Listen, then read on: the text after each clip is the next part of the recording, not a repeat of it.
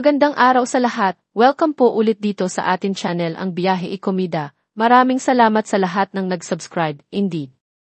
Punta tayo sa atin topic, March 7, 2025. Bibi Gandang Hari, inamin na hindi niya nagustuhan si Mariel para kay Robin dati. Bibi Gandang Hari at Mariel Padilla reveal na matagal na silang nagkagulo dati. Inamin ni Bibi Gandang Hari na hindi siya pabor noon kay Mariel Padilla para sa kapatid na si Senator Robin Padilla. Sa YouTube channel ni Bibi noong March 6, 2025, binalikan nila ni Mariel ang pinagdaanan ng kanilang relasyon bilang mag-sister-in. Kwento ni Bibi, dinala noon ni Robin si Mariel sa bahay ng kapatid ng aktor na si Roda Padilla. Naroon daw sina Bibi noon at pinag-usapan ang ipakikilalang kasintahan ni Robin.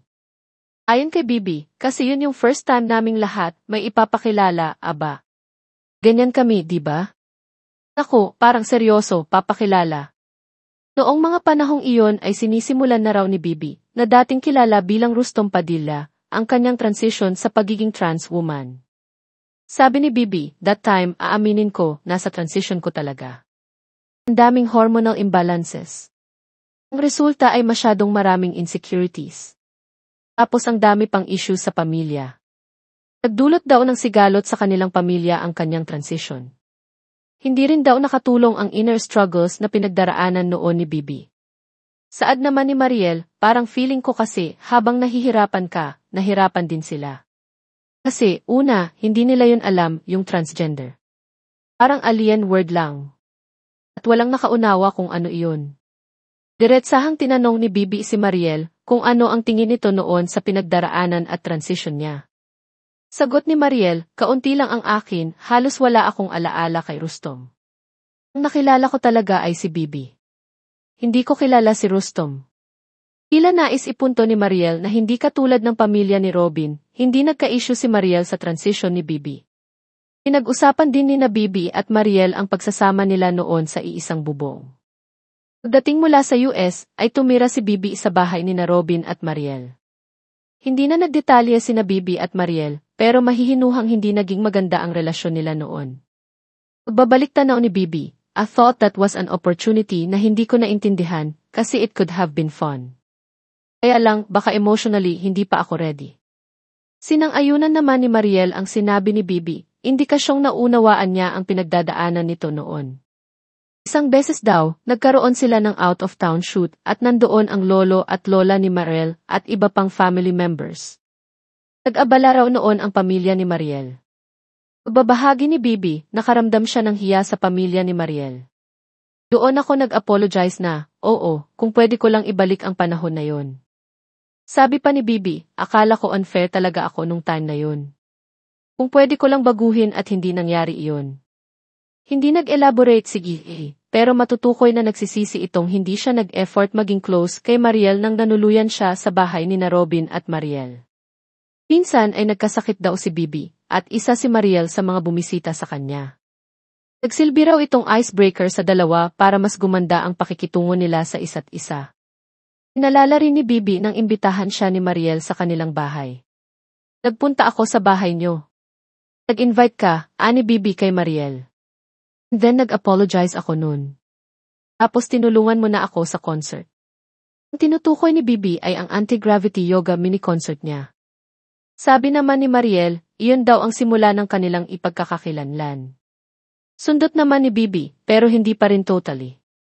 Nagkakaroon tayo ng moments together, yung tayong dalawa, ganyan. Pero siguro nga, sa oras na yun, hindi ko alam kung paano mo ako na-perceive nung time na yun. Pero talagang magulong-magulo ang isip. Hindi ako nakaka-reach out emotionally. Fast forward to the concert, nakita raw ni Bibi ang pagiging supportive ni Mariel sa kanya. Bukod sa panonood sa concert ni Bibi, nagbitbit pa ng mga kasama si Mariel. Doon ko unang nakita na, oh wow. Hindi ko pinapakita, sabi ko sayo, wala akong emotions at that time. Pero deep inside, naramdaman ko talaga yung, oh wow, iba na ito. Na-touch naman ako dun very, very much. Sa puntong iyon, inamin ni Bibi na hindi siya boto noon kay Mariel nang pakasalan ito ni Robin.